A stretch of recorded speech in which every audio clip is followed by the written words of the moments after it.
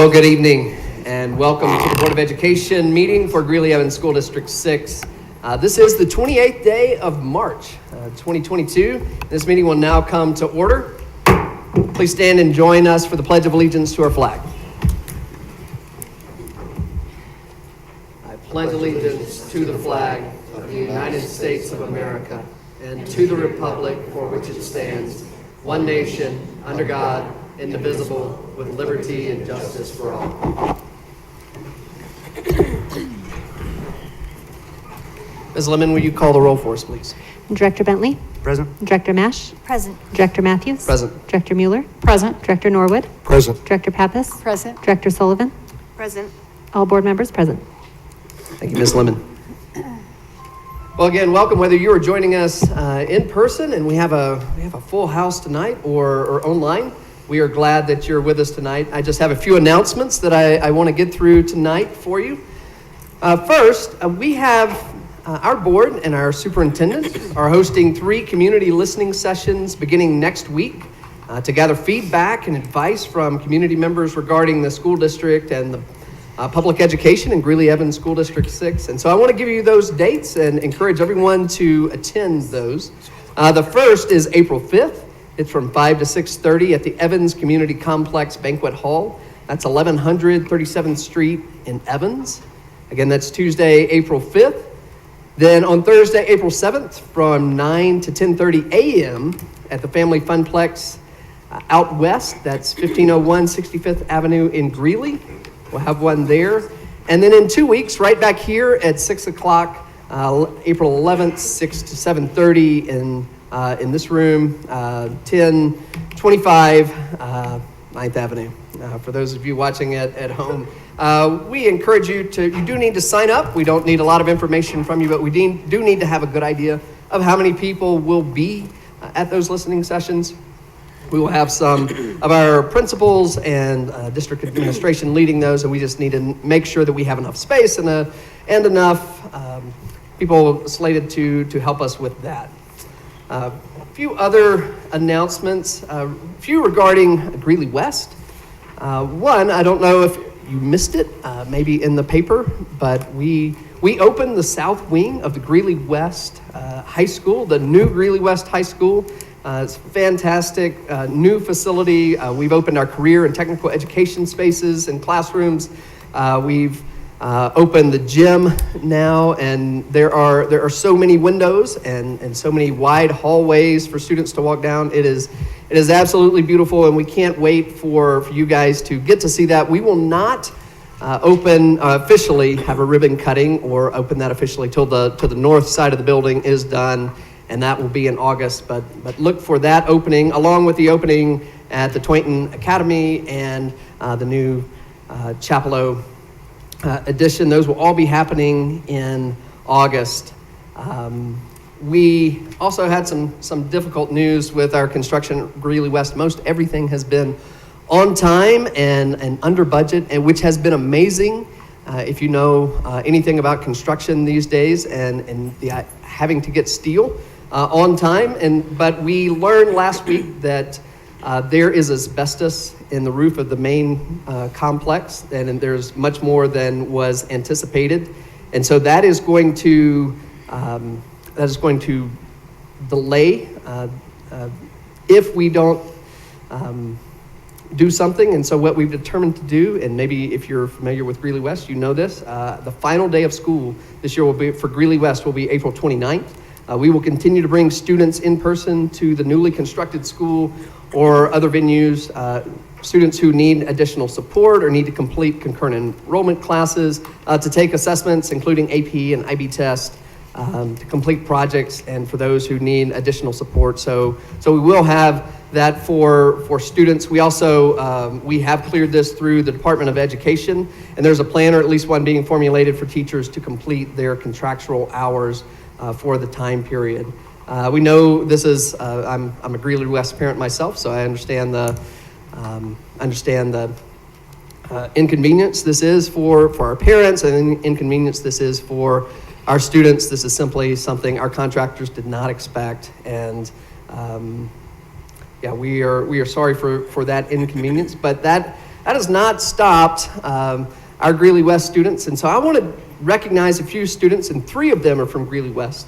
And so we want to recognize our Daniels Fund Scholars tonight. And we have, again, 3 of those from Greeley West. And that's Brendan Michael Folsom, Rashid William Garza, and Ali Lone. All 3 of those guys are from Greeley West.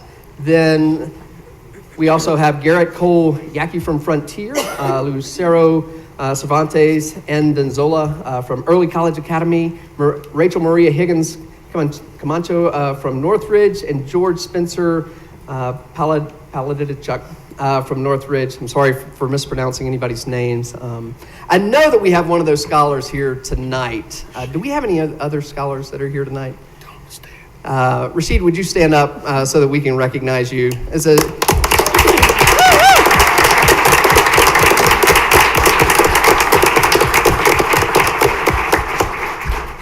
I just want to remind you what this group of students went through, because they spent the last 9 weeks of their sophomore year online.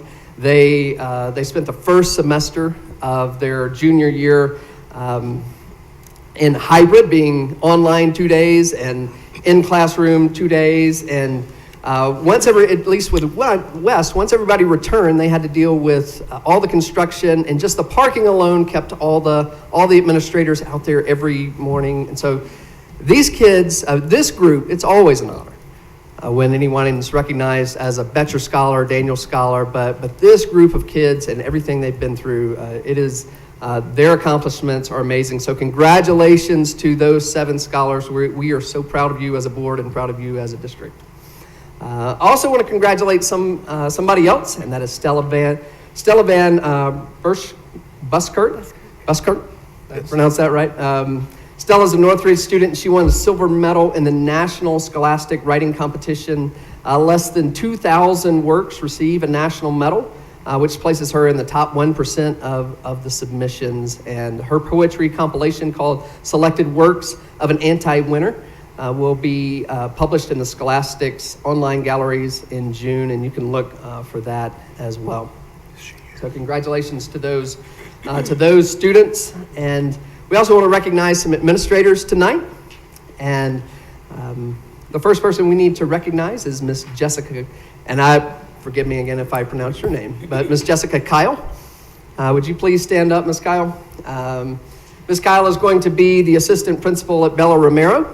And Ms. Kyle began her career teaching 2nd and 4th grade in Taiwan at Grace Christian Academy for a total of 3 years. She then moved back to the U.S. and has been teaching at Bella Romero K-8 Academy since 2014, serving as the 5th and 6th grade teacher. Most recently, Ms. Kyle has been the Dean of Students at Bella Romero. Ms. Kyle obtained a Bachelor of Arts in Elementary Education with a concentration in history from the University of Northern Colorado. She continued her learning by earning a master's in educational psychology and her Ed.S. degree in educational leadership. And we are so glad to have you here tonight and to have you in our district, and congratulations on this.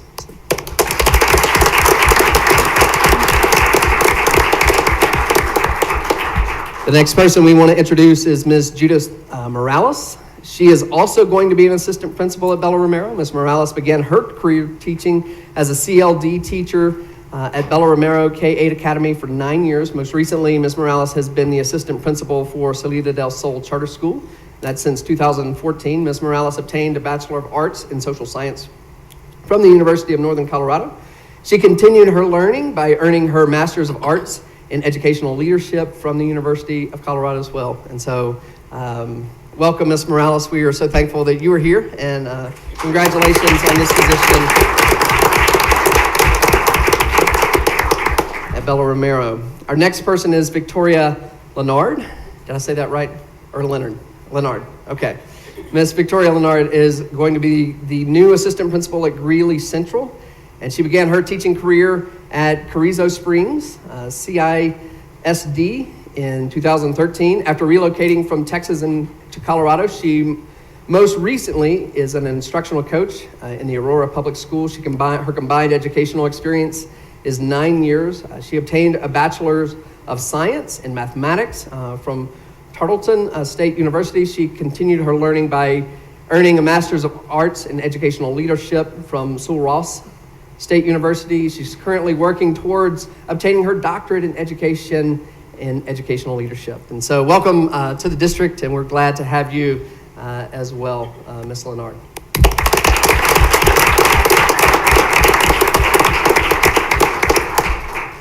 Our next administrative hire is Ms. Bridget Garcia, and she's going to be the assistant principal at Meeker Elementary. Ms. Garcia began her career teaching first grade at Salida del Sol Academy and taught there for 4 years. At Salida del Sol Academy, she transitioned from teaching to assistant principal and was in that role for 2 years. Most recently, she comes to us as a second grade teacher from the Thompson School District. Here, her combined educational experience is 8 years. Ms. Garcia obtained her Bachelor's of Science in Human Development and Family Studies with a concentration in Early Childhood Education from Colorado State University. She continued her learning by earning her Master's of Arts in Teaching Diverse Learners from the University of Northern Colorado and completed her Alternative Principal Licensure Program, the Alternative Principal Licensure Program at Centennial BOCES. And so welcome, Ms. Garcia.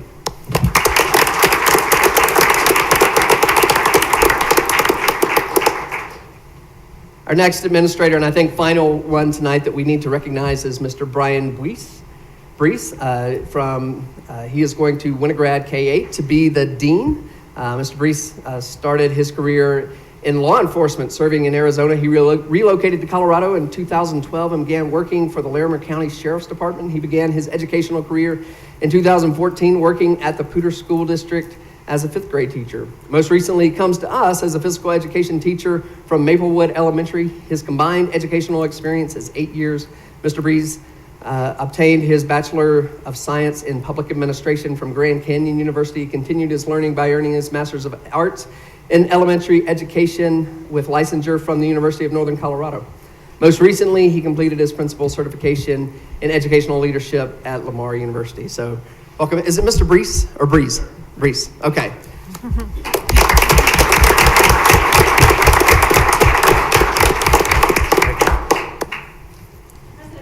Yes, ma'am. If I may. I would love to be able to help introduce as well Chloe Nachi. Okay. She is here with us, and I know she didn't make it on that list, but she is also here with us tonight. She has been a teacher in our district for many years, an instructional coach at a few of our schools, and then recently she has been an assistant principal at Maplewood. This coming year, she will be an assistant principal for us over at Montford Elementary, and moving there and continuing with her career in our district. And we're just super happy that she's here with us as well this evening. So thank you. Thank you.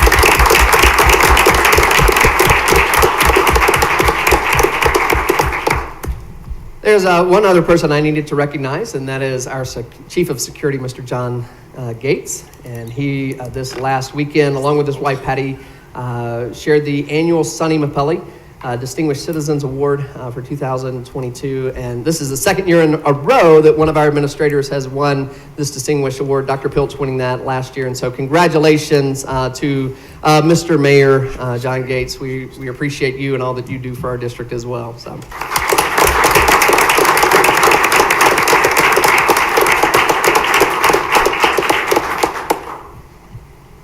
And I think that's just about all the announcements I have tonight.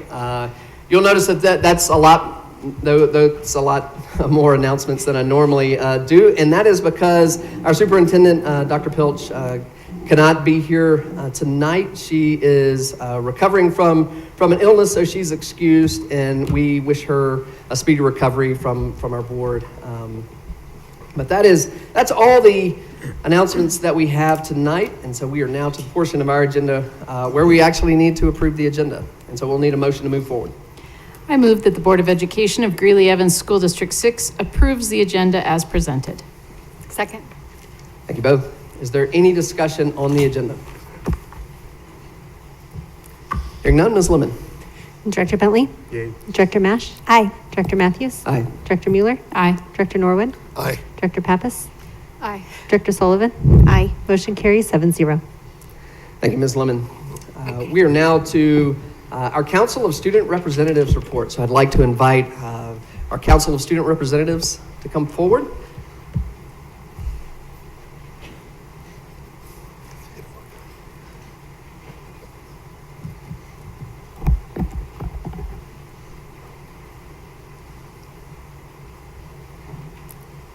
Thank you very much for being here tonight. So President Matthews and members of the board, on behalf of Ms. Terry Pappas and myself, I just want to say what a joy it is to work with these students and support Dr. Olson as she works with some of the best leaders across the district. And we have a couple of schools here tonight. We have West, Greeley West, and Mr. Granson could not be here tonight. He's got a school event, but we do have Ms. Silva that will kick off our ECA. And I just have to say, along with Rashid, and really Miss Nachi, Fanny, one of our students, is a Centennial student. So we have lots of Centennial pride in the room this evening, but I will turn this over to Ms. Silva to introduce her students. Good evening. My name is Kim Silva, and I'm the principal at Early College Academy. Thank you for having us here tonight. I have two students with me, Dylan Roseman and Fanny Romero, and they're here to share a few things with you about Early College Academy. They have some goals that they worked on this year. They're amazing students. They're great advocates for the student population at ECA, and they're amazing problem solvers. They come very solution focused. So they're going to share a few things with you about Early College Academy. Okay. Hello, I am Dylan Roseman. I'm a junior and I am junior class president, Council of Student Representatives member, Gaming Club member, Student Council member, NHS member, Dream Team member, and GT member. I expose myself to numerous different academic audiences here at ECA, and I personally like how much I can be involved in my community and school. As CSR representatives at ECA, we were asked to establish goals for the school year, and I'm going to share those with you now. When I entered ECA, one of the things I noticed was that ECA had no recycling bins or ways of recycling paper. So I took the initiative as a junior and as class president to try to implement recycling at Early College Academy. I found it to be a little more complicated than I thought. However, we are working to find a solution so ECA can have a recycling program as early as next year. The student body also wished for our vending machines to be restocked, especially for our freshmen and sophomores who cannot leave campus. As COVID rules became lessened and the accessibility to vending machines increased, at the local level, we were able to order the snacks and restart the machines. It is something that is going to happen and is already happening to the point where I am proud that we at ECA can solve a majority of our issues on the local level. At ECA, we have many things that we really appreciate. I will share those with you as well. ECA really values the college environment and the work is elevated beyond a normal high school setting. As a result, upperclassmen that switch to a full college schedule really value the opportunity for off blocks and access to tutors. I cannot begin to label how many times I've worked with the math tutor, Carter Woodson, in both my college algebra and college trigonometry classes.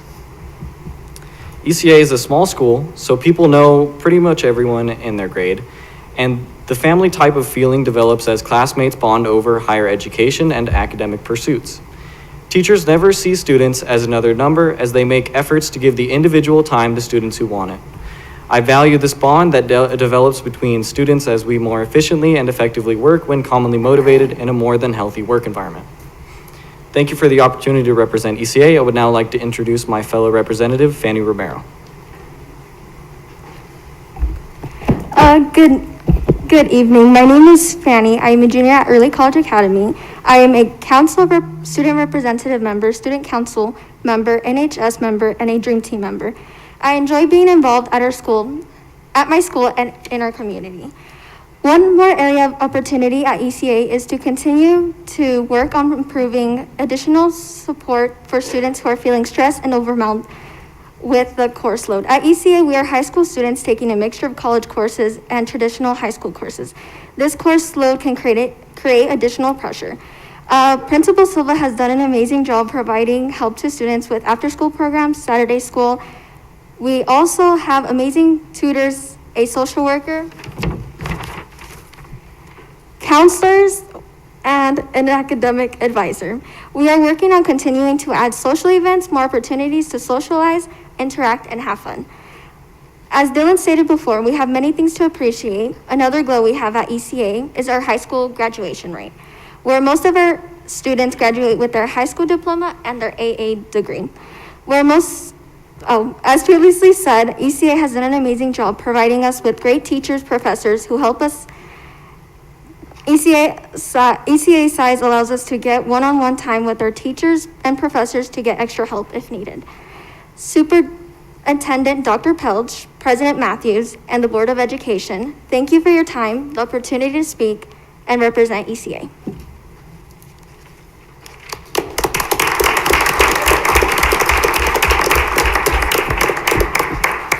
So thank you, Dylan and Fanny, for representing ECA, and now we'll kick it over to West.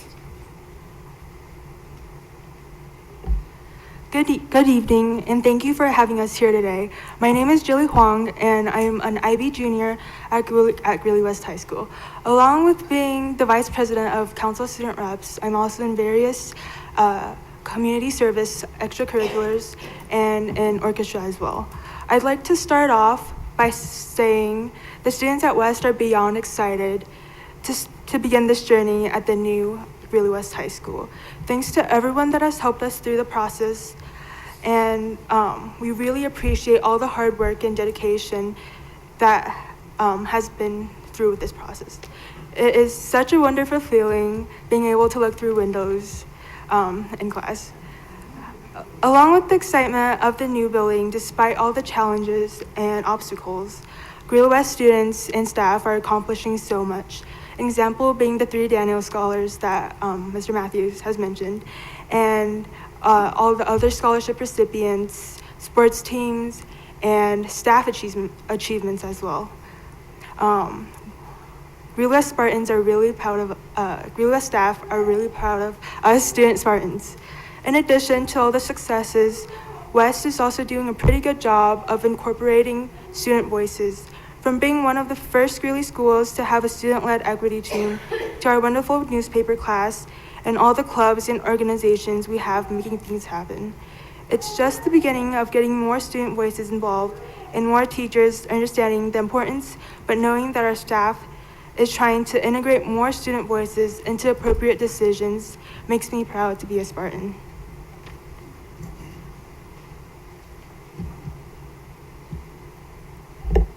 Hello everybody, my name is Thomas Roth. I am a senior at Greeley West High School, and I'm a proud member of West National Honor Society, our boys soccer team, and of course the District 6 Council of Student Representatives. Next year, I plan to continue my education through studying business with an emphasis in finance. Being a Greeley West Spartan for the past 4 years has definitely had its ups and downs. Yet within the past year, I am proud to say that I have seen many improvements within our school. With the effects of COVID being the main reason for most of the downs, this past year has really helped us all get back to the normals. Not only these experiences, but also the learning. For me personally, through the effects of COVID, I was able to complete all my schoolwork, but not really fully understand the concepts of what I was learning. I believe this year that confidence of what I'm learning in my class has really formed back, and I believe many students would say the same. I'm much more confident for my AP test I'll be taking this May. And although my time at West will come to an end in a few months, I believe that the depth of our learning and our student population will continue to improve, especially with the implementation of our new school. Along with the learning improvement I have felt this year, I also believe our school spirit is beginning to form again. With COVID stopping almost all school activities, it was hard for us to continue school spirit in our students. This effect has led to smaller turnouts to school sports, less participation in spirit weeks, and overall less pride in our school. I believe this change is beginning to revert itself as the year comes to an end. Some of you were present at Greeley West First Pep Assembly in the new building on Wednesday, March 23rd, or even may have seen some photos or videos of it.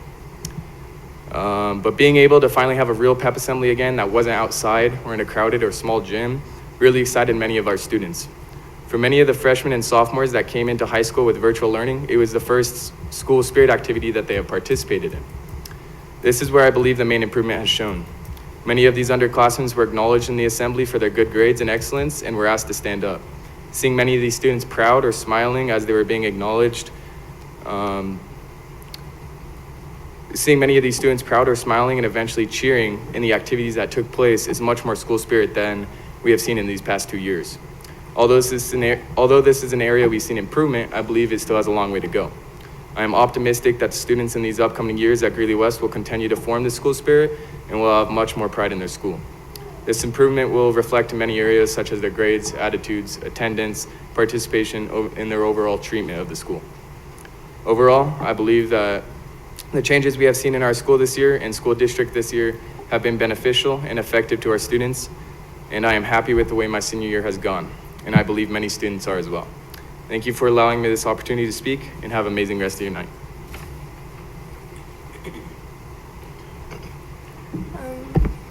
Hello, my name is Mia Rascon, and I'm a junior at Greeley West High School.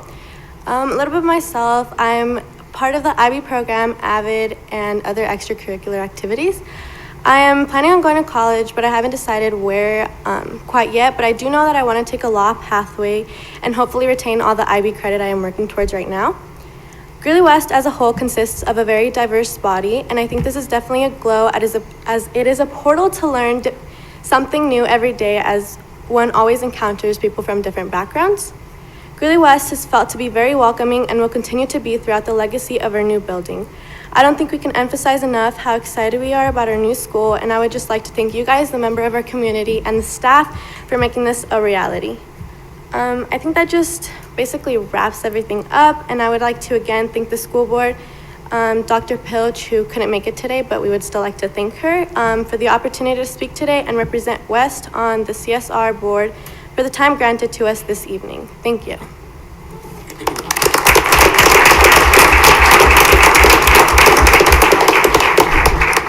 So, Board of Education, we'd just like to thank you for supporting all the programs that these students participate in every single day. So just thank you for that. Any questions for any of these students before I let them go? I think so. Hang on Yeah. just a second, Mr. Aston. No, Ms. Babis. Not a question, but we talk all the time about how proud we are of our students. And for those of you watching tonight, just when these students are talking about, oh, I'm getting my AA, I'm getting my high school diploma, oh, I'm part of the IB program, I'm part of AVID, that is really intense work. And so I just want everyone to acknowledge that and recognize how our students are just so amazing and smart, and our future is in just such good hands, and I appreciate all of you. So thank you for taking time tonight to come and share your insights with us and share how you're involved in our schools. So we appreciate you. Mr. Bentley. Yeah, I just kind of want to echo what she said. It's really exciting to see you guys stepping up and doing a little bit more than is required or necessary. There's a quote that I like. It says something to the effects of the guy or the person that does more than they're paid for will soon be paid for more than they do, and you guys are an example of that. And it's fun to see, exciting, and hopefully motivating for some of the younger students to see you guys going the extra mile and succeeding. And I know you guys are getting close to your adult lives and kind of flying the coop. So good luck and keep up the good work. Guys, I would just echo that. Thank you for serving on our Council of Student Representatives. We appreciate the voice that you bring to our board meetings. And I know not you guys come to every board meeting, but some of our student council representatives come about once a month. And so we appreciate the work that you're doing, and we value your voice in the district. And so thank you for being here tonight. Congratulations on all your accomplishments, you guys who are seniors especially. And we look for great things for the juniors, Jilly, for next year. And so thank you guys for being here tonight.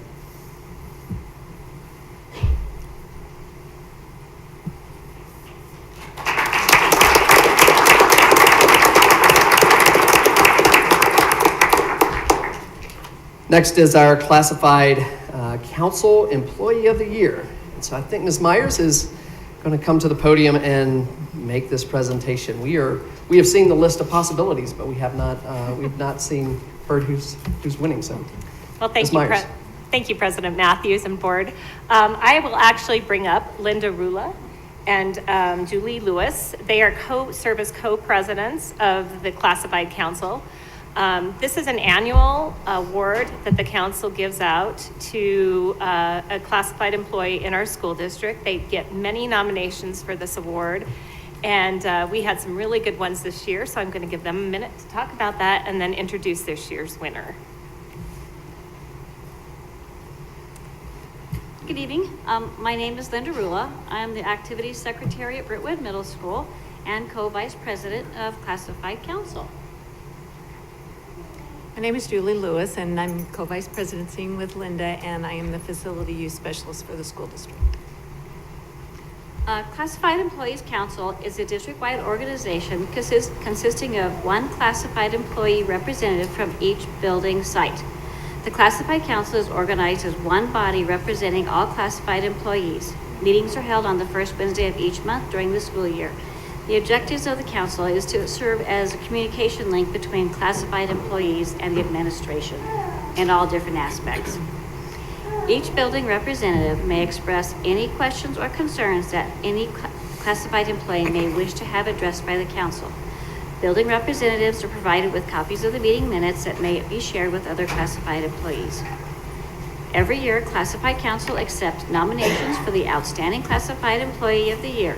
This year, we had 66 nominations submitted, and that represented 43 different employees. The employees' job positions range from office, kitchen, security, library, paraprofessional, building maintenance, transportation, student advocate, attendance liaison, translator, and I can keep going. Once the nominations are submitted, a small committee gathers and reviews them and chooses the top 5 for the entire Classified Council to choose the top 1. All personal information is removed, so no one knows who the nominees are. Then it is announced to the council who that person is. We have some certificates for all who were nominated, and Julie will read the names of the nominees. Please come forward when your name is read. Try to go slow enough so we can recognize everybody. And if I mess anybody's name up, I apologize early. So the first one is Angelica, I forgot it already, Harweo. I think I messed that up. Is she here? Okay, I need to get on my line here. Angelica is from Jefferson High School. Lori Baring Howard is from Transportation.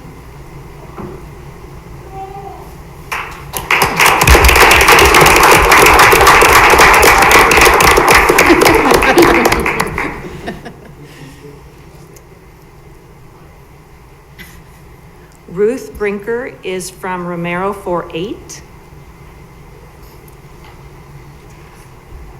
Ray Caves is from Transportation.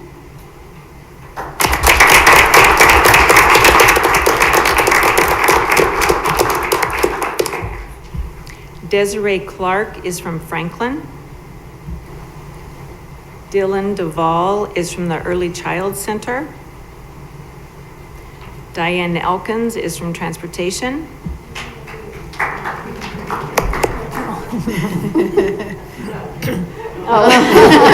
Cheer anyway. Sheila Irvin is from Romero 4-8. Gail Espinoza is from Meeker. Michael Fawcett is from the facilities. He's our building maintenance guru.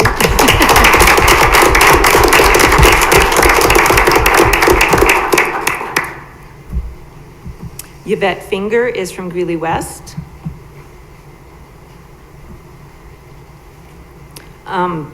Jesus Flores is from Transportation. Stephanie Garcia is from Madison. Barb Gonzalez is from Hyman.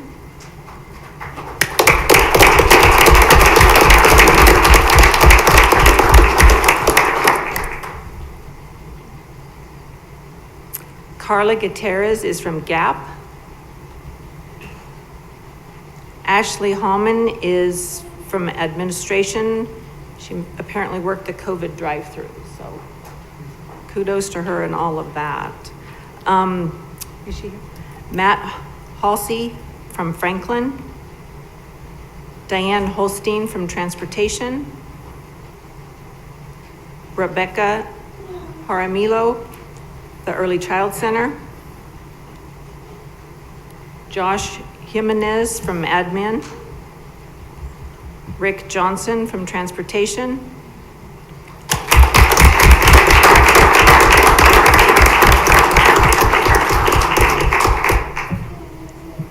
Renee Lang from Montfort.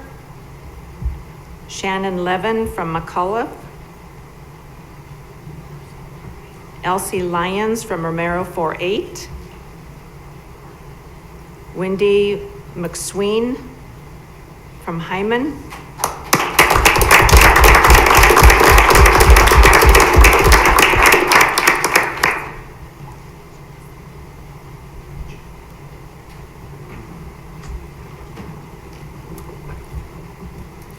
Brenda Meza from Franklin. Mario Narano from Facilities. I think he works in the custodial. So. Kristen Nelson is from Scott. Claudia Pacheco is from Mero 4-8. Rachel Pacheco Romero from Romero K3. Eduardo Ramirez Villarreal is from admin. Patricia Rodriguez is from Madison. Jolene Sanchez Gallego, transportation. That's okay, clap. Fatima Santiago is from the service center. Rosalinda Schomer from Meeker. Jordan Schreiber from Transportation. Tammy Segura from West. Michelle Solar from Romero 4-8.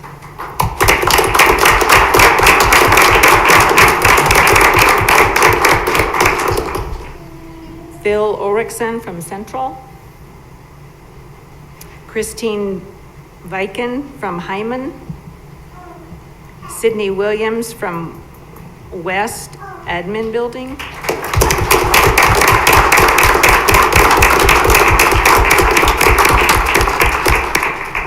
And Tiffany Young from the D6 Online Academy.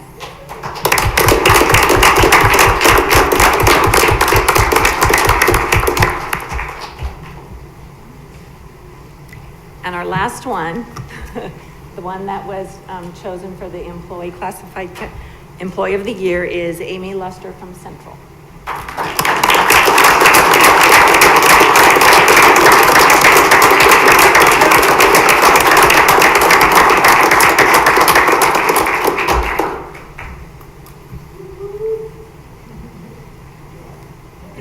You want to pick? Yep.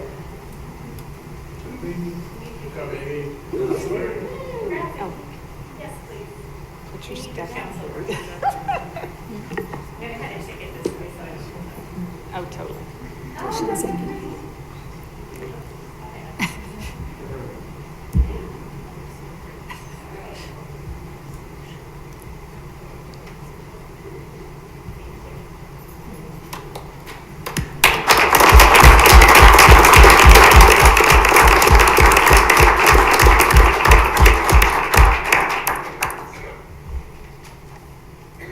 We'd like to thank the board for being able to recognize the people that really pulled us together, I guess. So we thank you. And reading those nominations, we feel wonderful because all the absolutely amazing things that our classified staff do to support our schools, and it's very fun to do. Yes. Thank you. Thank you. Congratulations, Ms. Luster. Congratulations to all the nominees. Thank you for being here tonight, and just thank you for what you've done. Ms. Pappas, you have some words. Well, I was just going to echo what Julie said. Is these are the people that do hold our district together, and I think sometimes we forget that. And so I appreciate everyone coming tonight and appreciate all the nominations, but a true gratefulness for all of the classified employees in this district. So thank you all, and we appreciate you. Yeah, thank you very much.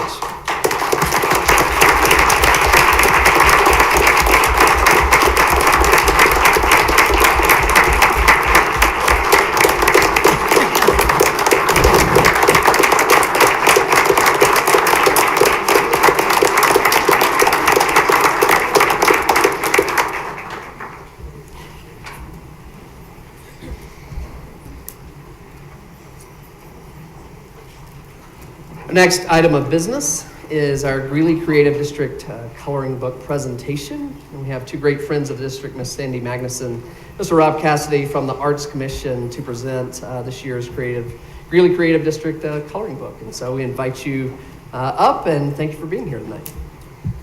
Well, thank you, board and staff, and all of the audience that's here tonight. We're really thankful to be on your agenda tonight because we have a wonderful program that we share with District 6. Myself, Rob Cassidy, I'm the current chair of the commission. Sandy is our lead on the project we're going to present to you tonight. I just want to give you a couple of good insights about what the Greely Art Commission is. For those of you that aren't aware that Greeley does have an art commission, we are a board of 12 volunteers in the community. Some of us actually have some art experience. A lot of the board does not have art experience, and that makes it so much fun to get a really diverse, objective view of all of our Greeley art projects. I think what says it best is our art master plan. So let me just read a couple of the lines from our mission here. The Greeley Public Art Master Plan, AMP, will guide the creation of distinctive places through art projects that build awareness, appreciation, and understanding of the qualities that have made Greeley great. The City of Greeley recognizes the importance of art forms in public places and acknowledges the diversity of the public who enjoys such art. It goes on, but the important things are this board is a volunteer board. We are helped through our work by the city staff from Culture, Parks, and Recreation Department. Great group of people that not only install but maintain all of the artwork and the pieces that you see around our city. So it is a big, huge project, and especially when you see how much artwork as you drive around our city and get to enjoy all these wonderful pieces that have come in. So tonight, our goal is to bring this project forward to the board. Wonderful thing about a 12-member volunteer board is there are so many wonderful people that have so many great ideas and want to share all these fun things with the city in public art places. There was a group of people a few years ago that started this project. It kind of drug along for a while, but Sandy took the ball, ran with it, and has turned this into a fantastic program today. So Sandy, would you tell them what you're doing and give them some good things about the art?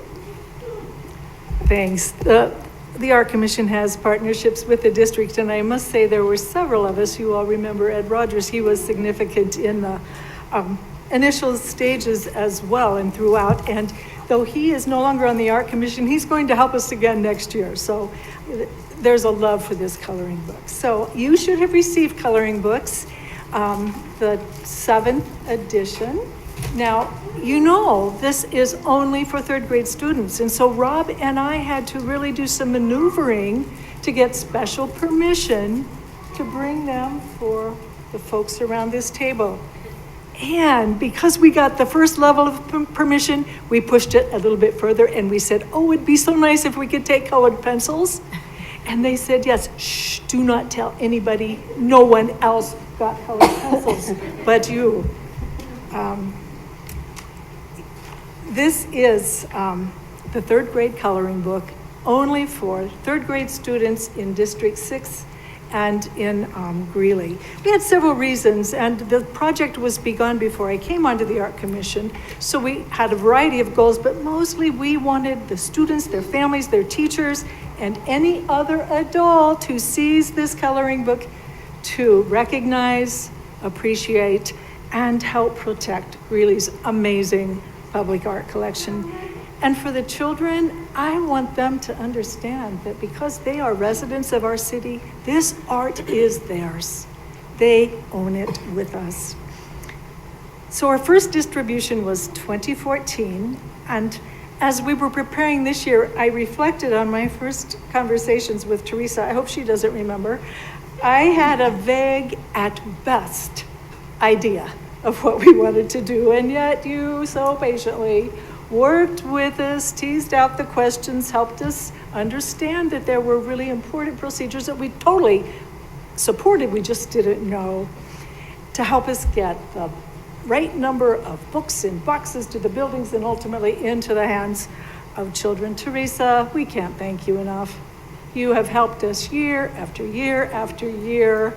And would you also thank Gilbert for his help this year?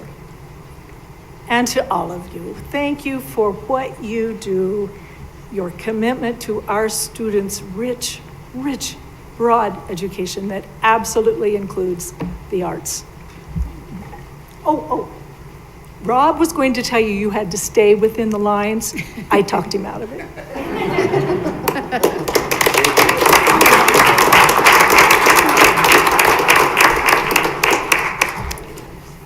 Thank you, Sandy, and thank you, Rob. We so appreciate the partnership that we have with the Arts Commission. Thank you for doing this year after year, and thank you for being here tonight. Our next item of business is our Greeley Education Association Starfish Award, and so I'd like to invite Ms. Andy Lee to come forward to make her presentation.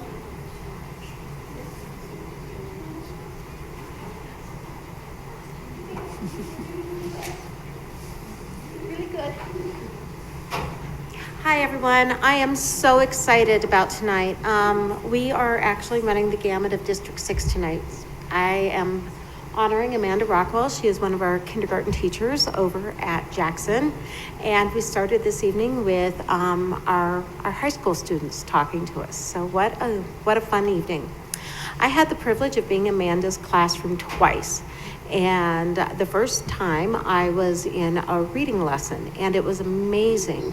Just the engagement that I saw, the dedication and the just urgency of every student learning to read and every student feeling successful in her classroom. It was just wonderful. And then I got to also be in her classroom a second time as Dr. Seuss. And I have to say, kindergartners ask the darndest questions, but it was so much fun and they were so polite and so happy to learn. And I think that's one of the best things about us being able to be back in person is the ability to see those students engaging in their education and learning all of the soft skills that we know are so important. So I'm going to keep this short and sweet because the little one has a birthday tonight. So if y'all want to wish her a happy birthday on the way out the door, that'll be great. But Amanda, thank you so much for everything you do. We appreciate you. Thank you.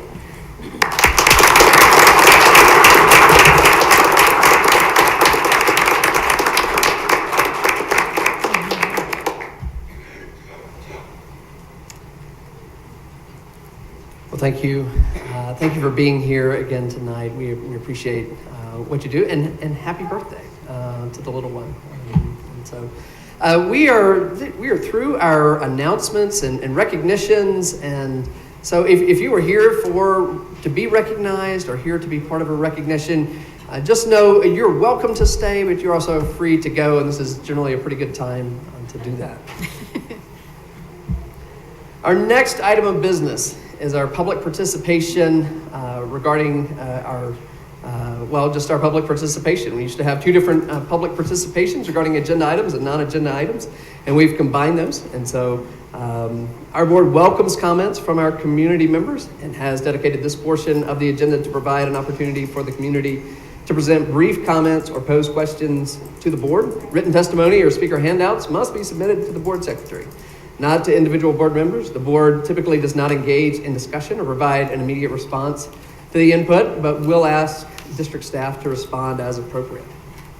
The board is committed to providing a safe environment where all members of the school community are treated with dignity and respect, and expects all speakers to exercise their speech rights responsibly.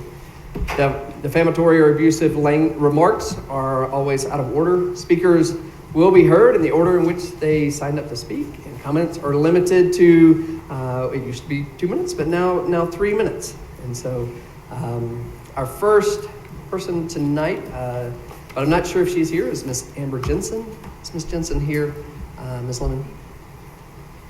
I don't believe so. Okay. I don't think Miss Jensen is here. Our next speaker tonight is Miss Sonia Miller. Welcome, Miss Miller, and you'll have 3 minutes. Hello, Board. I don't know where Superintendent Pilch is tonight, but I imagine she'll listen in later. I just want to remind you that we're not going to forget everything that you did over this last school year, starting in August, by masking our kids. That emergency meeting that you called, it was such an urgent matter that we had to call an emergency meeting to mask our kids. And then when the CDC came out and said, masks don't actually work, and you guys decided that we would actually take the masks off our kids 2 weeks after the fact, you didn't call an emergency meeting to unmask our kids when you knew it wasn't working, and you knew they were suffocating, and they had been the whole time. We're not going to forget that. We're not going to forget how you denied children in-person learning. They could not learn. They could not physically come to school if they couldn't wear a mask. It didn't matter if they're religious exemption or if they had a medical exemption. They were denied an in-person education because they couldn't cover their breathing holes. Shame on you. We're not going to forget it. We're not going to forget how you locked the parents out of the boardroom, how you locked the parents in the lobby of this building because they couldn't mask for medical reasons or religious reasons. We're not going to forget it. We're not going to forget how you're not recording public meetings, even though your attorney, Nathan Fall, in an email that he left up in the overflow room that said, do not forward this to Sonia, said these meetings should be recorded. They're still not being recorded. Do you know that, Pastor Matthews? I reached out and I asked, are these meetings being recorded at the advice of your legal counsel? And I got a reply back, said, no, we're not recording these meetings. Are you aware of this? You should be. I'm going to email you about it as well, so you have to respond. Because we've been bringing up 666 that's in our district logo for the last 6 months, and you refuse to acknowledge it until I email you. And then when I email you, you defend it. You say, yes, it's staying there. We're not doing anything about it. And furthermore, here's some numerology facts. So don't worry about it. It's nothing. 666 is in our district logo, Pastor Michael Matthews and Board of Education. And regardless of how it got there or if it was intentional, and I know that it was because nothing in graphic design is not intentional. But even if it was unintentional, it's there and it looks bad. How about we do something about it? How about we remove 666 from our district logo? I like how you invite all the public to leave before the public participation portion of this so that they don't get to hear us rip you. I'm just going to read some death reports from the National Vaccine Adverse Event Reporting System. Anybody can access this at VARS, openvars.com, Open Vaccine Adverse Event Reporting System. And these are just multiple death reports. These are only deaths. These are not life-threatening. This isn't even all the death reports. I can't fit it in one notebook. Cough and diarrhea the day after receiving vaccine. The next day had difficulty breathing and collapsed. Dead. Soreness, low blood pressure, then death. Death 7 days after the vaccine. Sudden death due to a heart event while at the beach at 7 a.m. CPR performed for an hour. Heart could not be restarted. Ms. Miller? Yes. Your time is up. Thank you. Our next speaker is Ms. Jamie Weber. Welcome, Ms. Weber, and you will have 3 minutes. Good evening, Board. I just have a question. I have some information here from niche.com, N-I-C-H-E.com. It's an online resource providing information on K-12 schools and their performance rates. I show Greeley Evans School District 6, 22,544 students, pre-K, K through 12. And according to state test scores, 22% of students are at least proficient in math and 35% in reading. Graduation rate is 82%. Northridge High School, 15% of students are at least proficient in math and 40% in reading. Graduation rate, 85%. Greeley Central High School, their test scores reflect 19% of students are proficient in math and 41% in reading. Graduation rate 92%. Greeley West High School, proficiency in math 19%, 38% in reading. Graduation rate is 82%. So my question is, judging by these numbers, are we or are we not graduating students who are not proficient in math and reading? How can we graduate 92% of the school? Can we have everyone please be quiet? Thank you. How can we be graduating 92% of the class with 19% proficient in math and 41% proficient in reading? I went to District 6 schools through 9th grade. My mother pulled me out and homeschooled me. When I tested for homeschooling, I had been a straight A student and was on the Junior Honor Society. I never missed a day of school, and I was 2 years behind when I tested. And it seems to me these numbers aren't adding up when you have a graduation rate of 82% and 19% are at least proficient in math. So I would like to know what's going on here. Maybe you can reach me by email and explain those numbers to me, because judging by the numbers, we're graduating kids who are not proficient in math and reading. And that's your job. Thanks. Thank you, Ms. Weber. Our next speaker is Mr. Steve Teats. So, welcome, Mr. Teats.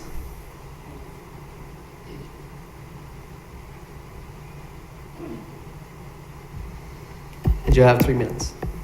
Thank you. I'm glad you went up to 1 minute at least.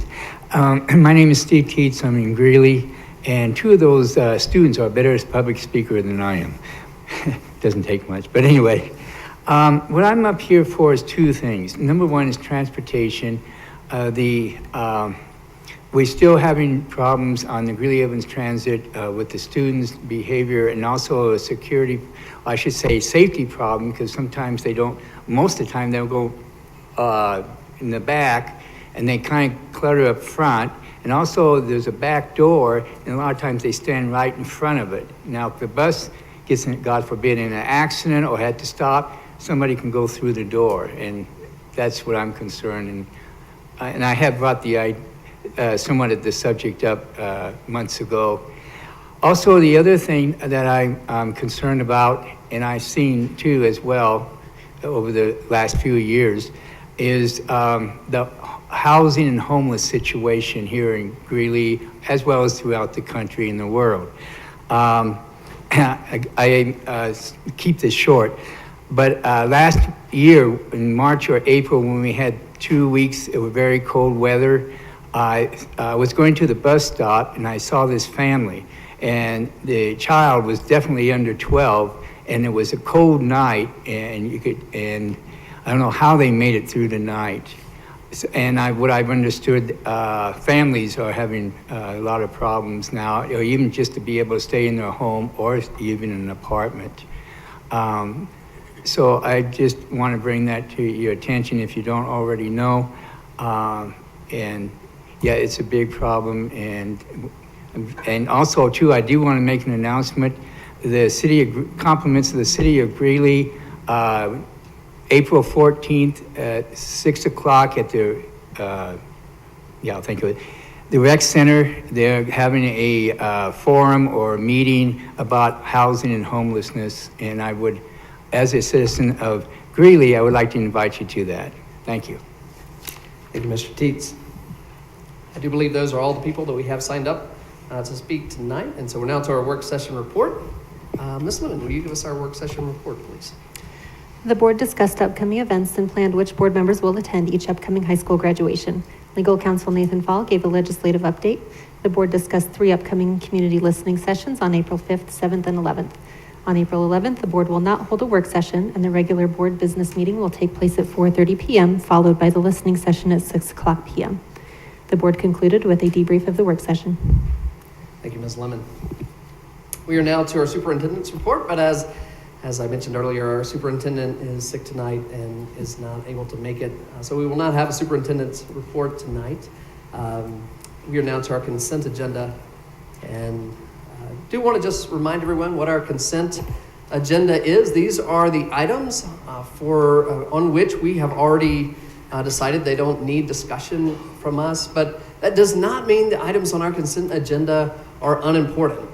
We actually have some really important things on this consent agenda, and if you can go in and look at our consent agenda, what you will see is a lot of bond projects. And so we know that Mr. Kent Henson has been exceedingly busy approving and bringing to us different contracts, and it's just a great time to say thank you. You heard me talk about the great new facility at Greeley West. You heard our students talk about the great new facility at Greeley West. We are building a new Madison, and we have that contract on here tonight. Also able to do some updates to Franklin and to Jefferson and to Maplewood. Those are on the consent agenda as well.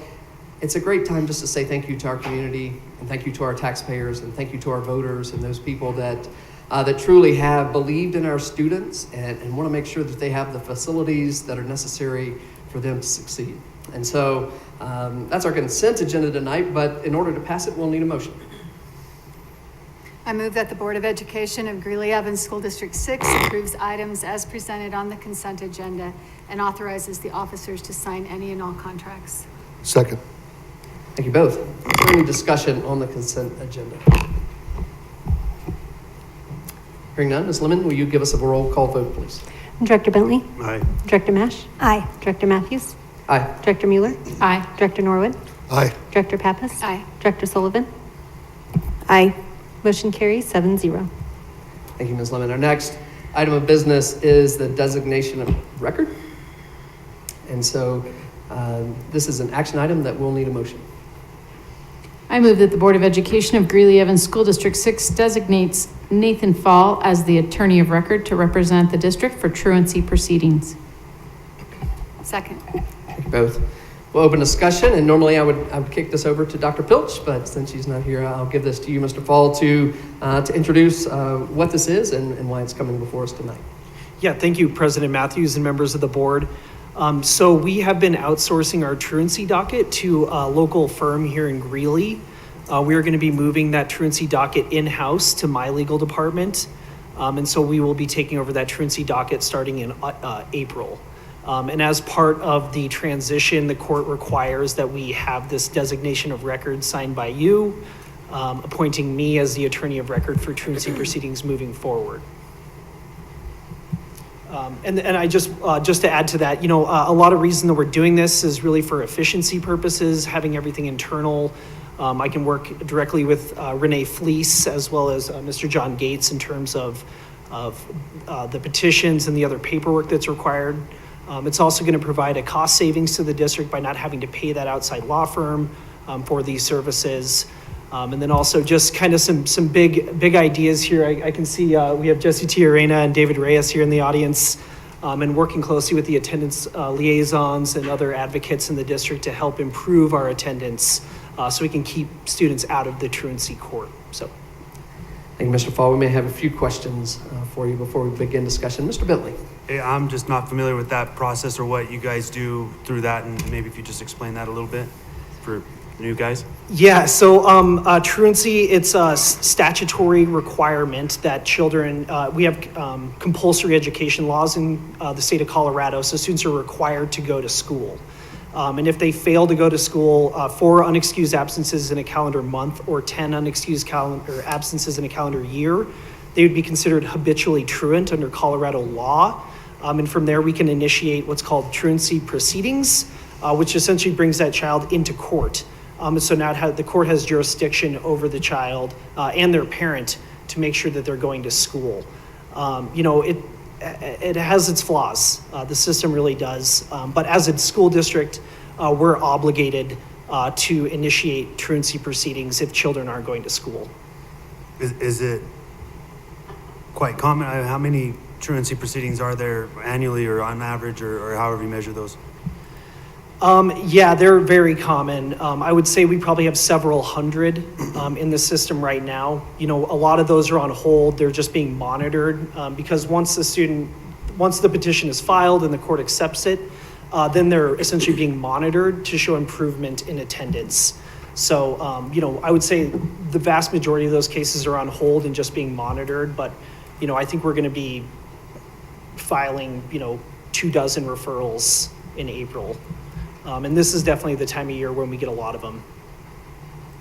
Thank you. Any other questions or comments from board members? Oh, hearing none. Ms. Lemon, will you give us a vote, please? Director Bentley? Aye. Director Mash? Aye. Director Matthews? Aye. Director Mueller? Aye. Director Norwood? Aye. Director Pappas? Aye. Director Sullivan? Aye. Motion carries 7-0. Thank you, Ms. Lemon. Our next item of business is an update on Innovation 2030, strengthening partnerships. That's goal 1, strengthening relationships with our parents and our families. And so I'd like to invite Dr. Dattery and Mr. Jesse Tiarina and David Reyes to the podium. So thank you for being here tonight. Thank you. Just give me a quick second. Good evening, President Matthew, members of the board.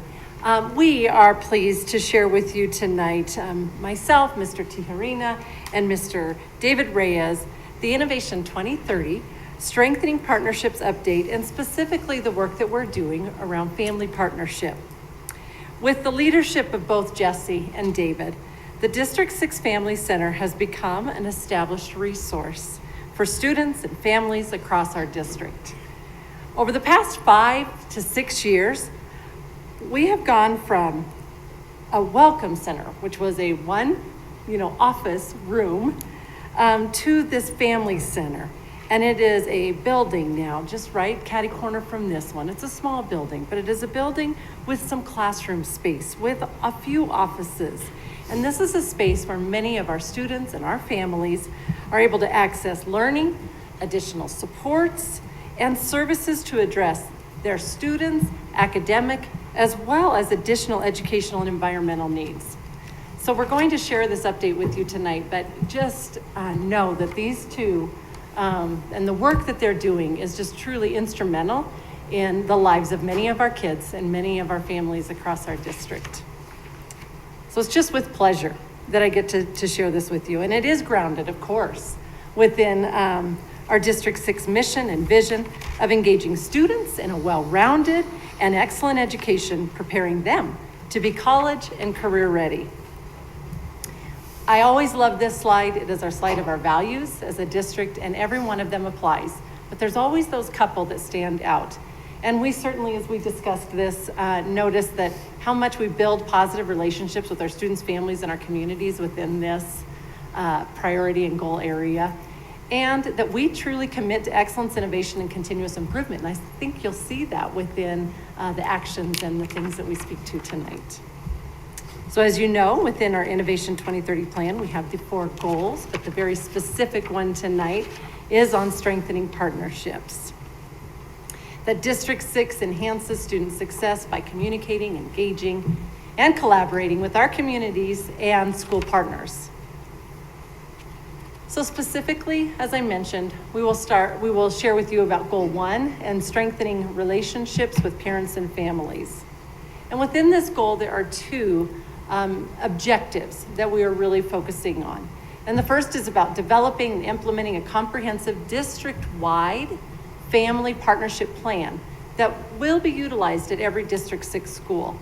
And then the second is around developing and implementing staff training to partner with our families. There are 3 big idea outcomes within this goal. And the first is that all of our schools will include a family engagement goal or strategy within their yearly unified improvement plan. The second is that our families will indicate that they are satisfied with the climate of the school. And that is indicated by our parent survey that we do annually.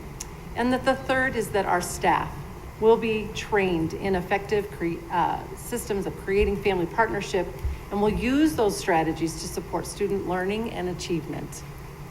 So at this time, I'm going to turn it over to Mr. David Reyes, who's going to kick us off with actions. Thank you. So actions, first action is partner with Colorado Education Initiative, CEI, for strategic planning to develop and implement a comprehensive district-wide family partnership plan that will be utilized at every District 6 school, which was talked a little bit about earlier. So as a result of this particular action step in partnership with CEI, the district is at the tail end of a developing family partnership plan. Specific elements of the process include alignment to the Innovation 2030 plan, the completion of nearly 300 empathy interviews, and the development of the vision statement, values and beliefs, and action steps. The process has been led by a district task force, which includes members of the Innovation 2030 team and a core team, which has done a lot of the work with our empathy interviews. So one of the things that we've learned with CEI is to look through our action steps and our strategies through 3 different lenses. The first lens being a partnership, the learner lens, second, school, third, district lens. So with the learner lens, we look at the partnership between educators and families and how they can better support the student, right? And with the school lens, again, partners between educators and families on how to support the school as a whole. And then we look at the district lens, and we look at the partnership between educators and families and how to support the community and the school district as an entire whole. So once we start with the learner lens, we'll be able to bring our families and our teachers and administrators along so that they can work together to create this partnership that we're working with the Innovation 2030 plan. Great job. Jesse. Come on. So actions, parent and family advocates. So one of the coolest things is that we were able to incorporate or integrate essentially a parent-family advocate into all of our elementary, middle, and K through 8s, which has really changed the game, right? I mean, it's really elevated. I look forward to next year what that looks like now that they have their feet underneath themselves and new training. So we're looking really great for that. Again, these folks are tasked with the authentic, meaningful and collaborative relationship with their families to sustain belonging and trust where we are partners in education, as Dave had just said. But more importantly, we spoke with them this morning, and they're essentially going to become experts in the field of partnerships. One of the greatest things about working here at District 6 is that I think we are in a different space now of where we were definitely at 3 to 4 years ago. From really looking at it in the context of being engaging families and now partnering with families and really looking at meaningful, authentic ways that are well informed in our system to really create things that are just in line with their needs. Folks spoke about data earlier, and disparities, right? One of the things, again, unique about our community is that we're both rural and urban, right? So we have these needs that may not be common in other communities as well. I think about Thompson Valley down the street, Windsor down the street, great educators. However, we do have different folks. The older gentleman messaged around homelessness. We have roughly around 500 students that have been identified as homeless this year. We have around 147 students that are identified as foster. So when you think about mobility, folks with mobility require high mobility from liaisons and student advocates as ourselves. So adding these parent-family advocates to our system has been, it's been amazing. So thank you all for having that take place for us.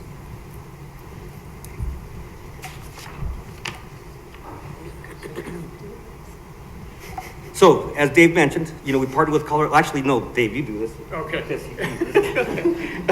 So another action step is partnering with Colorado Department of Education, more specifically the Family, School, and Community Partnership, FSCP for short. The CDE providing a rubric to help design UIP goals and implementation within each individual school. So we've been working a pilot program with Franklin Middle School this year and Madison Elementary as well to see how we can better work with more schools as we grow this partnership with CDE and our schools here in District 6. Another is to partner with the Family Resource Center Association to help with empathy interviews and annual family goal setting. So like Jesse talked about a little bit, the numbers of our McKinney-Vento families here in our district, our parent and family advocates are working closely with those families that have been identified on a regular basis to see if there are any additional needs that they may have. We're able to update any any contact information, any living situations that may have changed due to their homelessness, and we're able to support, if they qualify for transportation, to keep them at their school of origin. So with the partnership with the Family Resource Center Association, the biggest thing is to help with that family goal setting, so that families have the tools that they need in order to be self-sufficient after they receive services from our McKinney-Vento folks and our parent family advocates. Just recently, we've been able to partner with Keystone Policy Center to conduct home visit training. Then again, that particular program will provide us the framework on how to complete an effective and efficient home visit. So we'll be able to take documents with us to create those goals for families, and also to help us follow up with families that we may have had contact when we try to create that authentic partnership relationship that Jesse was talking about earlier.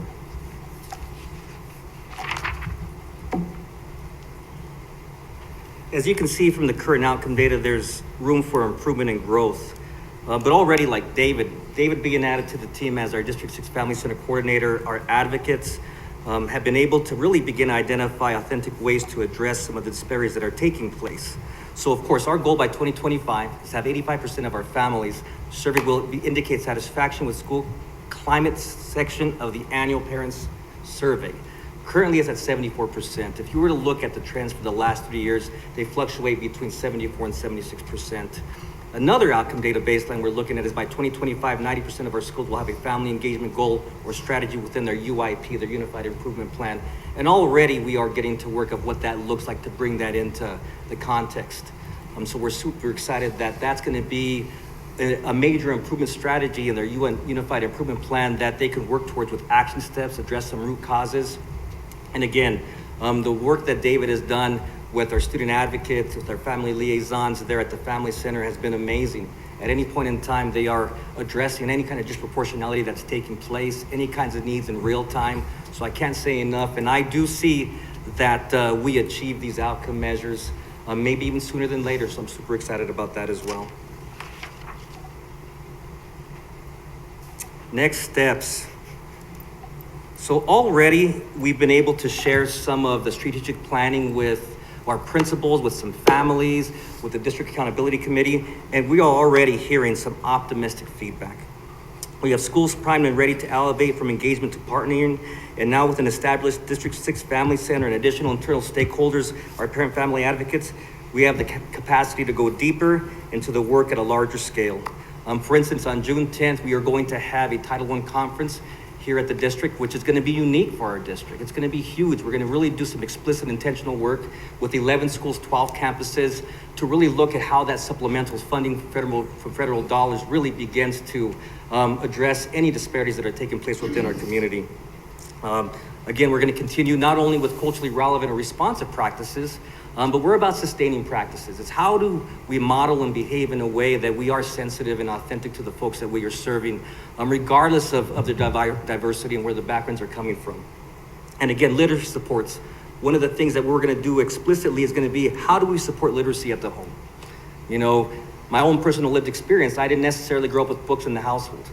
So what would that look like to support literacy in similar situations, to have our children really begin to have that reinforcement, not only at the school, but at home? So we're super excited for our next steps as well.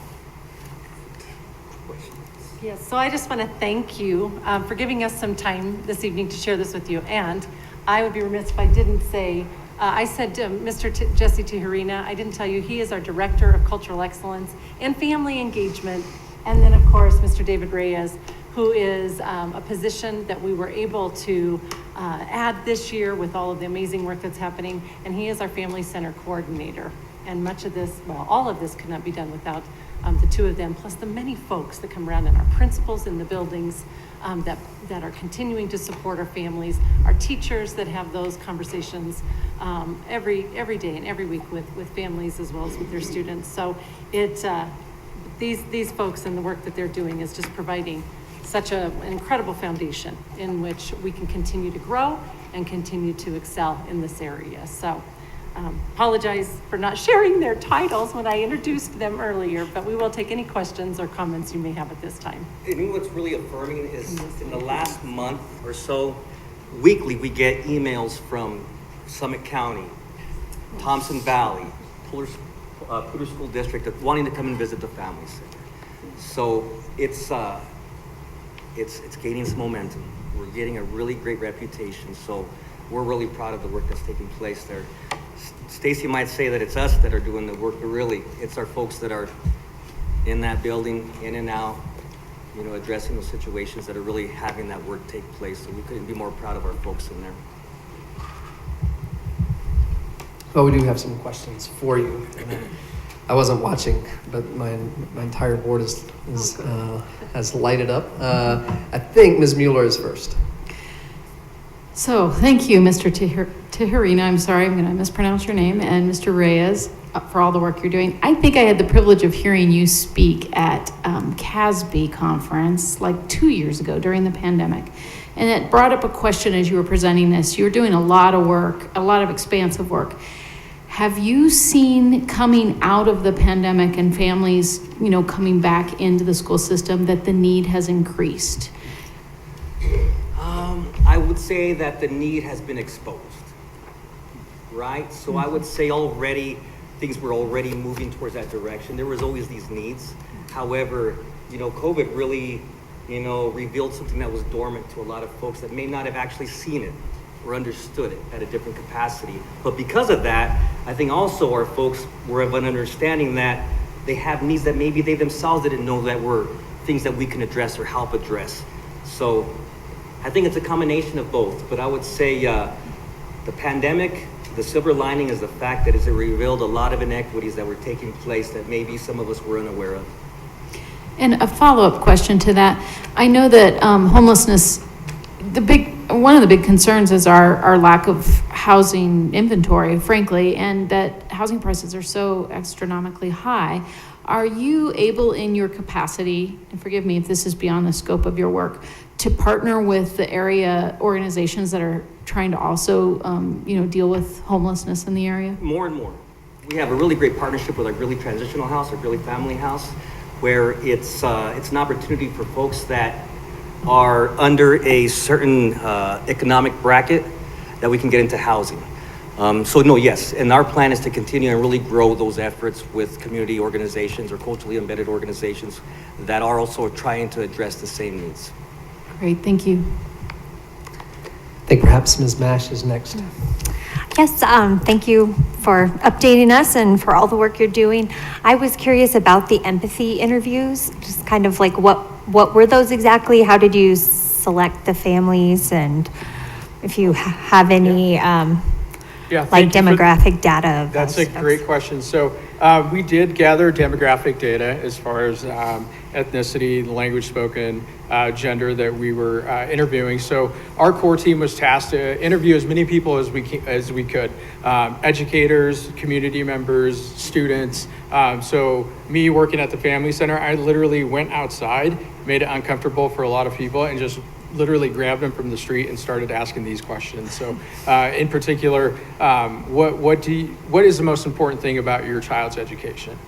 And to have that conversation with somebody, at first you get that kind of general conversation and you're like, no. I really want to know what is the most important thing for your child in their education. And that's where we got down into the weeds on what really counts. And what we ended up seeing as a trend is on both ends, from families and community members and teachers as well, is they needed more communication between each other. And it was so eye-opening that we have families here that want to be able to communicate with teachers, and we also have teachers on the other side that want to communicate more with families. So how do we go along and create that partnership between the two so that they can do everything that that needs to be done for the betterment of their child? So these empathy interviews, our core team started off. Don Kruger over at Heath Middle School actually heard about these empathy interviews, and she asked us if she can have a copy, and her staff members actually did their own empathy interviews for their building-specific ideas. Franklin Middle School has also done empathy interviews, and it's essentially just a conversation with families as opposed to sending an email out to families, and it just builds that relationship, that partnership that we're looking for as well. And I know that Bella Romero also asked for those empathy interviews as well, so I believe that they're going to be using them. So. Thank you. Mr. Bentley. I just had a question, probably a couple part question. The homeless, I think you said 500 approximately homeless children in the district. What classifies as home? I know it's not just not having a home, but maybe moving so many times in so much amount of time, right? It's really essentially a lack of nighttime residence that's stable. Okay. So it could be living doubled up. Mhm. We have a lot of folks that live doubled up, where they might have 2 rooms and the kitchen table acts as the ironing board, your office, your desk, where you eat. So when you look at the space where a learner is going to learn, any impact that it has or disrupts that learning can really be associated based on, different indicators for McKinney-Vento. So there is a breadth of indicators that come into place, from unaccompanied youth who are essentially couch surfing, with their buddies, from home to home, folks unfortunately that are living in a car, folks that are in our shelters. And again, we've had a lot of folks have experiencing some evictions. So they're moving in with their families. And one of the things that we've really tried to do is to remove the stigma and negativity around homelessness, because it's really about help. How do we begin to remove some educational barriers that are taking place with their families when maybe going to the grocery store is a really tough thing to do because I got to worry about laundry. And we have some particular schools that help our families wash their clothes, right? We have the ability to, with this new grant, to really look at how we support gas cards or gift cards, mattresses. So we're in a really unique place to be able to begin to address some of those items. However, some of the obstacles that we still run into is housing. Yeah, that was my second part. Shelters. Like, what are you guys doing to support those, if any?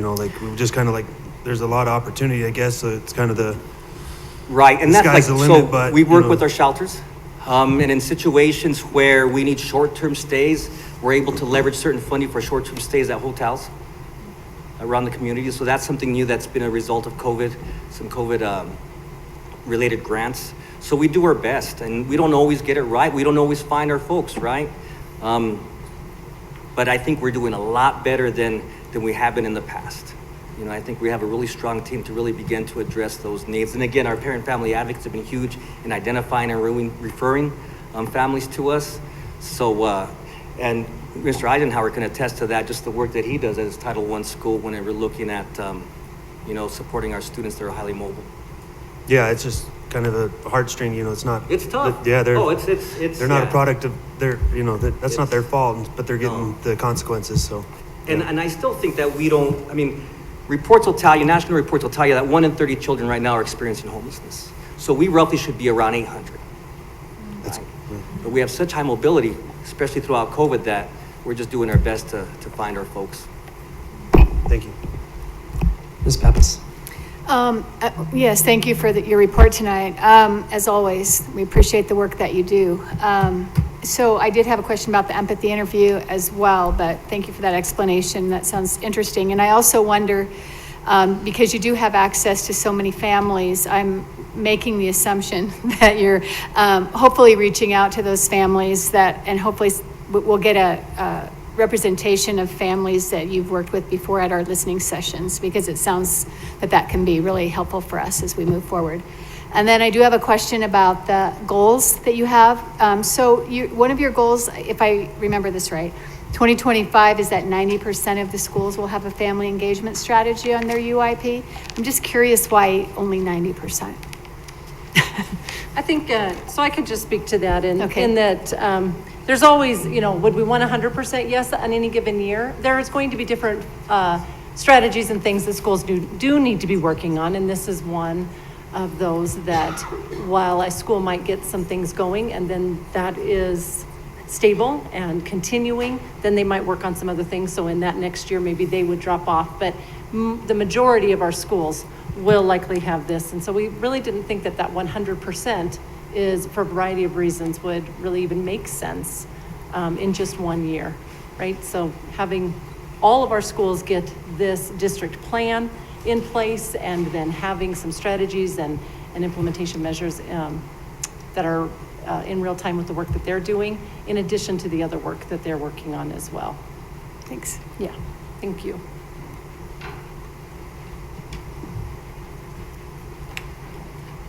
Not seeing any other questions, but I have one. So for the last 2 years, I know probably for all of us, there were things that we wanted to do, but we couldn't do, and we were waiting to do until we got to a point where it feels like things are normal, and it now feels like things are at least returning to normal. What are you most excited about? Mm-hmm. Like what on this plan really excites you, and you think, this is what we've been wanting to do and waiting to do, and now we get to do it, and this is what I think is going to bear fruit? I'm most excited about the fact that we're going to do it, right? Mm-hmm. We are at that precipice where we're already truly aware of the needs. We have, I believe, the right folks in place. We have a great energy. There's affirmation from other community folks, from neighboring school districts. I'm really interested in the work we're doing. Our partnership with CEI could not be any better, like-minded, and it's really around the behavioral piece. We're no longer in the strategic phase. Now we're in the modeling phase. This is what it looks like. Because it is an abstract thing to truly build an authentic, meaningful relationship with folks that are other than yourself, with diverse backgrounds. So we've been able to really strengthen those partnerships and humanize the situation in which I just couldn't be more excited around what we're gonna be looking like a year from now.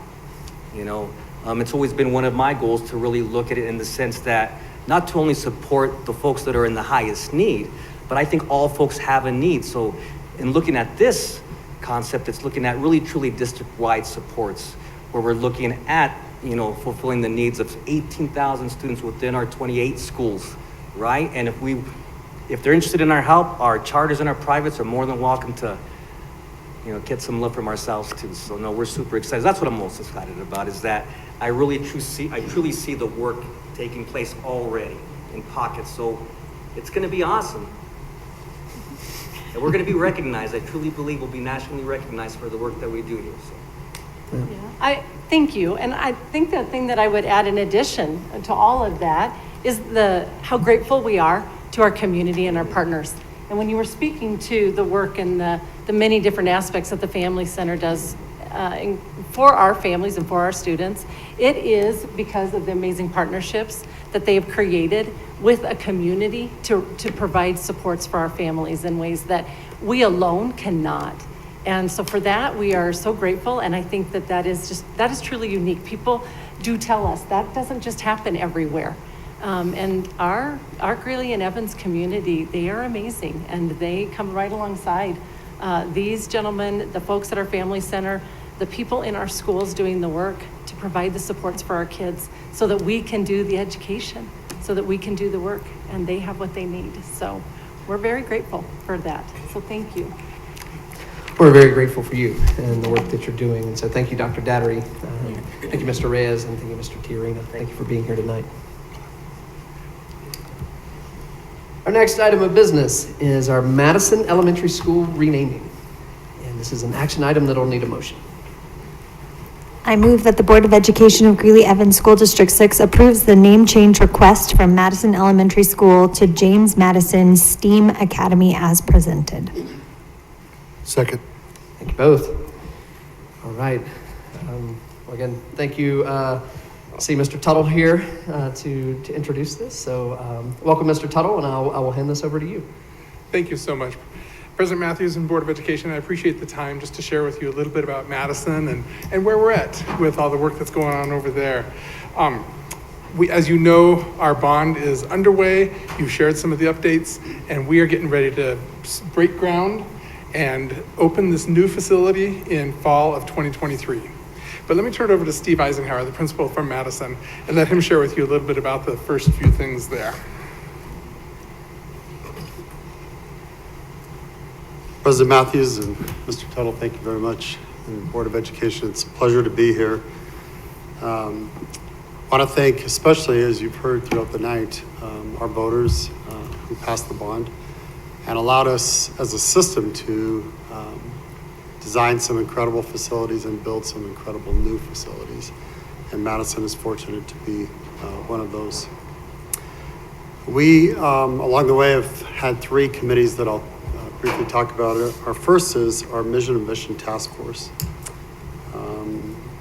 We started meeting in October of 2021 and held 6 meetings, which all were facilitated by Mrs. Myers and Mr. Tuttle.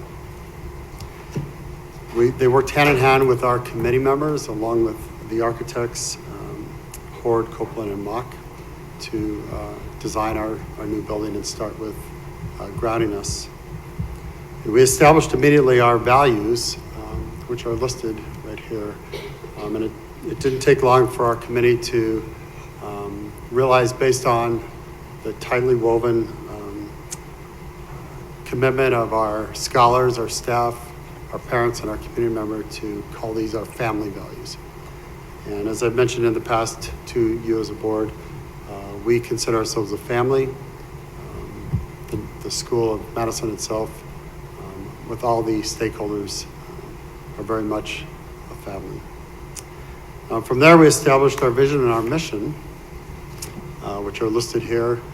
They aligned very closely with past and future Madison, along with the I-2030 focus. Ultimately, this committee decided to move forward with the recommendation to become a preschool through 8th grade with a STEAM focus, along with an AVID focus, which stands for advancement via individual determination.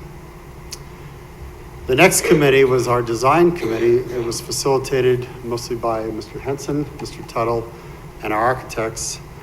And as you can see from this slide, created a stunning state-of-the-art building, which we're very excited about. The design advisory group met multiple times and went through colors and cabinet styles and doors and textiles and all the great things that will be inside and out. And not very often did Mr. Henson tell me we can't afford that. These meetings began in April of 2021 and progressed quickly. And then in this year, in January and February of 2022, we started a naming committee comprised of the folks listed, many staff members, teachers, Elaine Fulkerson, Angie Mueller, Barb Blanford, Diana Rubicava, who is also a parent at our school, and our office manager, and Mr. Shin, our assistant principal. We invited parents and scholars to attend, along with community members. And this committee was facilitated by Mr. Tuttle and myself. And at this point, I'll turn it over to Mr. Tuttle to let him talk about the naming committee. So as he shared, this committee met 3 times, and one of the first things we wanted to do was get broader input. So we created a survey, sent it out in English and Spanish, targeting current parents, current students, alumni, their parents, community staff members, retirees. So we really sent it out to a broad group of the community there.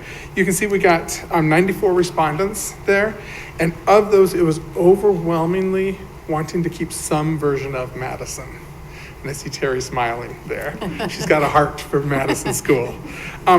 We discussed all the submissions and considered how they would tie into our envisioning this future and what STEAM would look like at this school, and at the same time honoring all the traditions and the heritage that this school does have in our community. With that, we would like to recommend that the name be James Madison STEAM Academy. We believe this honors change and our vision of what the school is going to be able to become, but it also has the supporting long traditions of our community and of our school there. While the board doesn't approve Mascots and Colors, we thought we'd share this with you as well.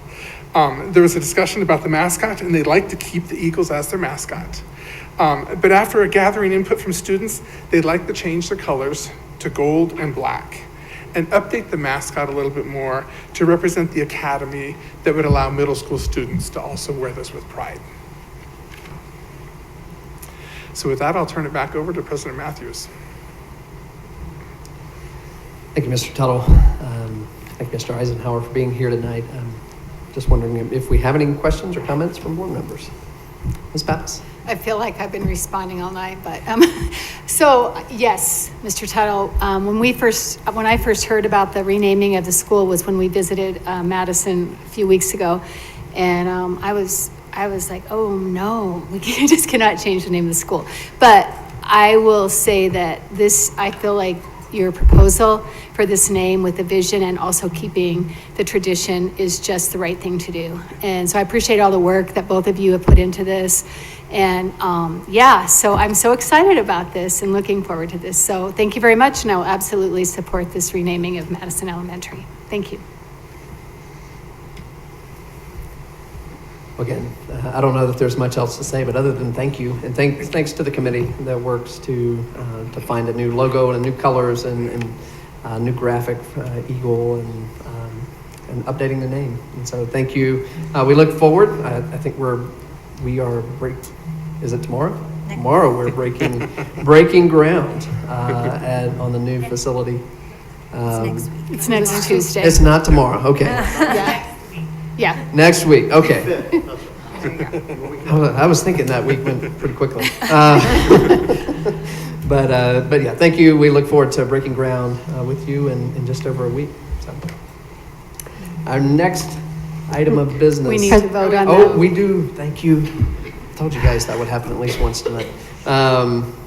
Let's have a vote. Ms. Lemon.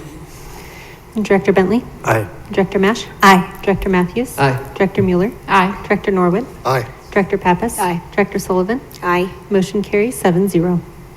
Thank you, Ms. Lemon. Now to our next item of business, and it's revisions to policy GCBA, instructional staff contracts, compensation, salary schedules, and this is an action item that needs a motion. I move that the Board of Education of Greeley Evans School District 6 approves the revisions to policy GCBA, instructional staff contracts, compensation, salary schedules as presented. Second. Thank you both.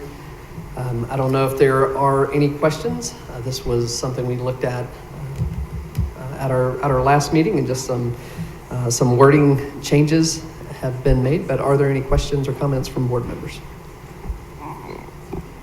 You answered the only one I had, which was, didn't we just do this? Okay. We did just do this, and there were a few additional changes that needed to be made. So, Ms. Lemon, will you give us a vote, please? Director Bentley? Aye. Director Mash? Aye. Director Matthews? Aye. Director Mueller? Aye. Director Norwood? Aye. Director Pappas? Aye. Director Sullivan? Aye. Motion carries 7-0. Thank you, Ms. Lemon. Our next item and our final item tonight is our employee benefits renewal, and this is also an action item that needs a motion. I move that the Board of Education of Greeley Evans School District 6 approves the insurance renewal as presented and authorizes the officers to sign any and all contracts. Second. Thank you both. And this one will take some explanation, and so I'm glad to see Ms. Megan Sponsler here to answer any questions that we have. Ms. Sponsler, welcome. Thank you.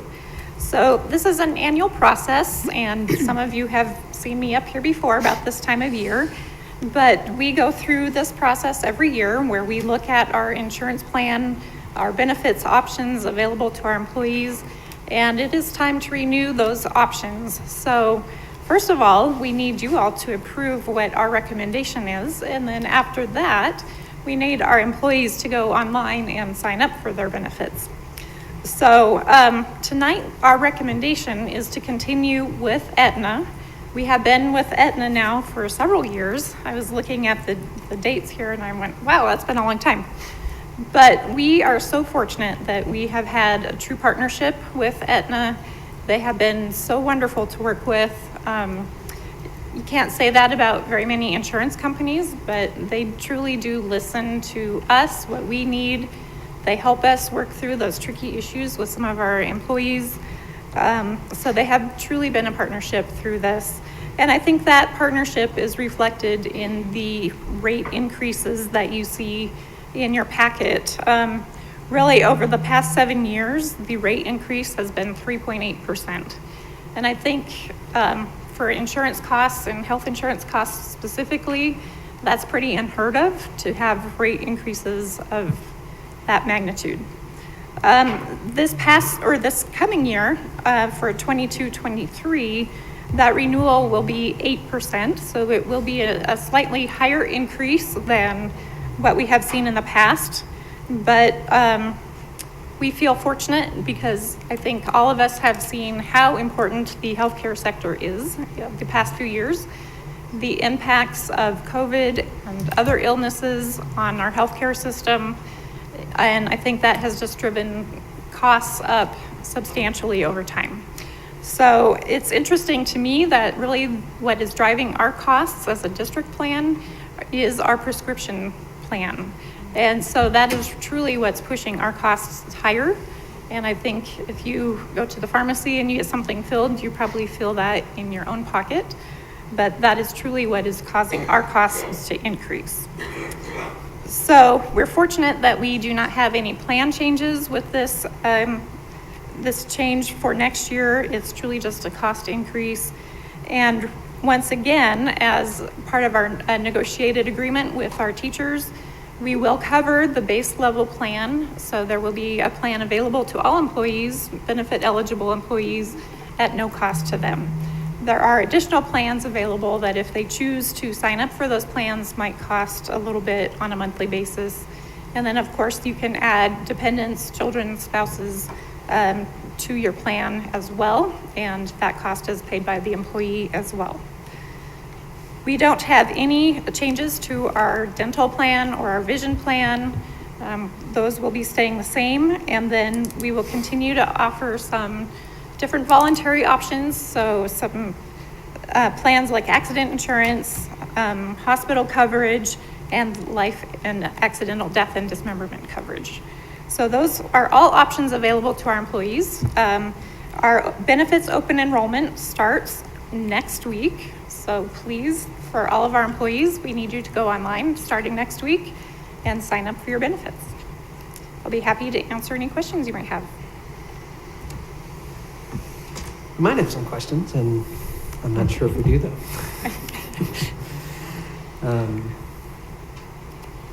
I am not seeing anybody wanting to discuss with you. I know this is a lot of work though, Ms. Sponsor. I know that things come to us and they come in such neat packages and on one sheet of paper and rate increase and it looks so easy, but I also know that there's a lot of negotiation that goes on with you and your team, with Aetna and other insurance carriers. And so we just want to say again, thank you for your spectacular work and getting this for our employees. So thank you. Ms. Lynn, will you give us a vote, please? Director Bentley? Aye. Director Mash? Aye. Director Matthews? Aye. Director Mueller? Aye. Director Norwood? Aye. Director Pappas? Aye. Director Sullivan? Aye. Motion carries 7-0. Thank you, Ms. Linden. Well, that is all that we have tonight. There are a few things I would just remind you about. One, if you're an employee of this district, remember that open enrollment, as Ms. Sponsor just said, opens up next week for your health insurance. Also, if you're a member of the community, we have 2 chances to engage with the district and present your thoughts, your concerns. That's next week on the 5th and the 7th, and then in 2 weeks, right back here, 6 o'clock on that Monday night. So thank you all for being here, whether you're here in person or online. This meeting is now adjourned.